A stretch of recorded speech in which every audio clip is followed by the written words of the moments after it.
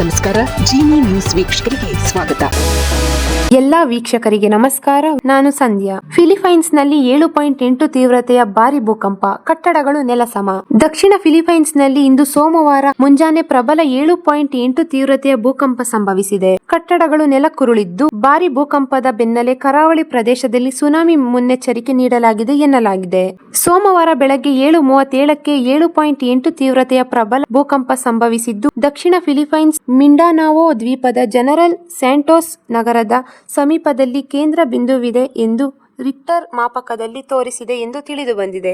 ಭೂಕಂಪದಿಂದಾಗಿ ಸುಮಾರು 7 ಲಕ್ಷ ಜನಸಂಖ್ಯೆ ಹೊಂದಿರುವ ಜನರಲ್ ಸ್ಯಾಂಟೋಸ್ ನಗರದಲ್ಲಿ ಸಂಪೂರ್ಣ ಕತ್ತಲಲ್ಲಿ ಆವರಿಸಿದೆ. ನಗರದಾದ್ಯಂತ ವಿದ್ಯುತ್ ಸಂಪರ್ಕ ಕಡಿತಗೊಂಡಿದ್ದು, ಜೊತೆಗೆ 4 ಅಂತಸ್ತಿನ ವಾಣಿಜ್ಯ ಕಟ್ಟಡವೊಂದು ಬಹುಂಶ ಕುಸಿದಿದೆ. ಕಚೇರಿ ಸಮಯ ಪ್ರಾರಂಭಕ್ಕೂ ಮುನ್ನವೇ ಭೂಕಂಪ ಸಂಭವಿಸಿದ್ದರಿಂದ ಸಿಬ್ಬಂದಿ ಪ್ರಾಣಾಪಾಯದಿಂದ ಪಾರಾಗಿದ್ದಾರೆ.